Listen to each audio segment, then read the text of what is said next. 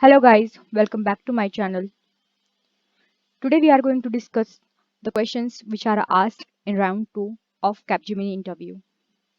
So the interviewer was male and he was not asking me too much questions. He just asked me about 6 to 7 questions, but those questions are very practical questions, or we can say the scenario based questions.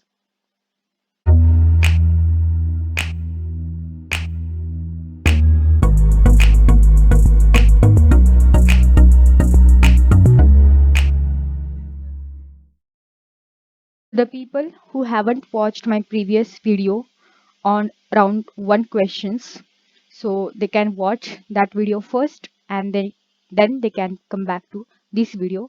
I have dropped the link of my first video, or we can say the round 1 video, in my description box as well, so you can go and check out and give your valuable feedback. So without wasting our time, let's start with the questions. First question is, introduce yourself. Here, you don't have to talk more about yourself. Just make a smaller introduction. Just speak on the important points that you have done. For example, in the first line, you have to tell about your name and the place from which you are belong. Then your experience, your total experience, you have to tell. Out of that, how much experience in automation testing and how much experience in manual testing, you have to tell about that. Again, some details about the previous company, like what is the name of your previous company, and from which day or from which year you are working with that company. Like that, you have to tell about that. Then the different domains on which you have worked upon, that you have to tell. Then your primary skills or your strongest skills you can mention over here, like Selenium WebDriver, TestNG, or any framework like data driven framework. You can say like that, like I'm having a strong knowledge on Selenium WebDriver, TestNG, and data driven framework. So in this way you can frame your answer. Then your project name and details, if you want to mention, then you can mention. If you don't want to mention, you don't. Then at last, you have to tell about your strengths. What are your strengths, like your punctuality, your positive attitude, you are a team player, and all that things. So in this way, you have to frame your introduction and you have to tell into the interview. In the second case, they ask me about explain your project and what are your roles and responsibilities in that project. So mostly in second round, this question is asked. What is your project and what are your responsibilities and roles in your current project, that you have to tell. So whatever the name of your project, that you have to tell. Which framework you have used in that particular project, that you have to tell. Then what all other things like test ng extent reports, so what all other things or other tools you have used, that you have to tell in your project. Then coming back to your roles and responsibilities. So here I have given like understanding the requirements, then writing the test cases, selecting test cases for automation, enhancing the test cases using programming feature, executing the test cases, and generating the reports. So these are my roles and responsibilities in my current project. So I have told them like this. Then Ap- according to my previous answer, they have asked me the next question, like before selecting test cases for automation, what estimation you will do. Okay, so you can give the answer like, is there any automation need for that particular test case? Then which framework you are going to use for automating the test cases? Then what is the knowledge of your team? Are they aware of data driven framework? Are they aware of any other framework that you have to estimate? Then cost of resources, if you want new resources or new persons to add into your team, then what will be the cost, and what is the time to write and execute the test cases. So in this way, or any other points you can add, or in this way you can just tell your answer.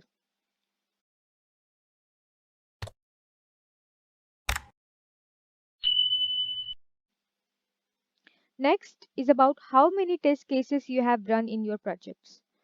So that depends upon the module which is assigned to you. So the number which cannot be fixed.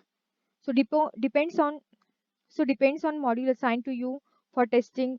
This answer can be tell. Then example like in complete project you may have to run 1000 to 1500 test cases, or you can execute more also. So that depends on the modules, that depends on the complexity of your project. The next question is about how many test cases you run in a day. So in a particular day, how many test cases you run? So the answer of this question will be like it depends on the complexity of test scenario.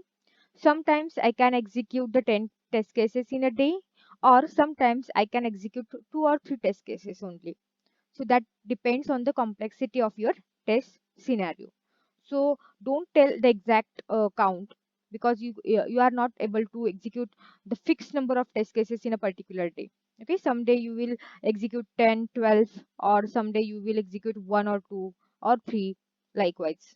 So the best answer is like that depends on the complexity of our test scenario. Now the next question is about how to execute test cases sequentially.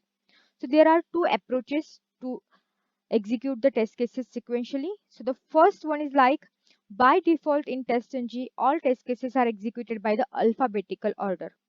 So whenever you want to execute the test cases in sequential order, then your test case name should be in alphabetical order. And then by default, your test cases will execute in alphabetical order. Or in the second approach, you can set the priority to the test cases. So lowest priority test case execute first. For example, you have 5 test cases and you want to execute these 5 test cases in sequential manner. Then you have to assign the priority. For example, test case 1, the priority is 1, test case 2, the priority is 2, then test case 3, priority is 3, test case 4, priority is 4, and test case 5, the priority is 5. Okay, so likewise, any name you can give to your test case, but you have to assign a particular priority, and in this way also you can execute your test cases sequentially. So this can be the answer for this question. Now next and last question, he asked me about write a Java program for converting 804 2022, that means 8 April 2022 to 8 April 2022, means you have to replace 04 with the APR, or you can say the month in digit form you have to replace in the string form. So those who know the answer of this question, they can comment below, they can write the program in the comment section. So in this way my interview got finished, and I was called for an HR round in next 3 days. So I will tell you what questions he asked me in the HR round. So if you like this video, then subscribe to my channel, hit the bell icon, and share this video to needy people. Thank you very much.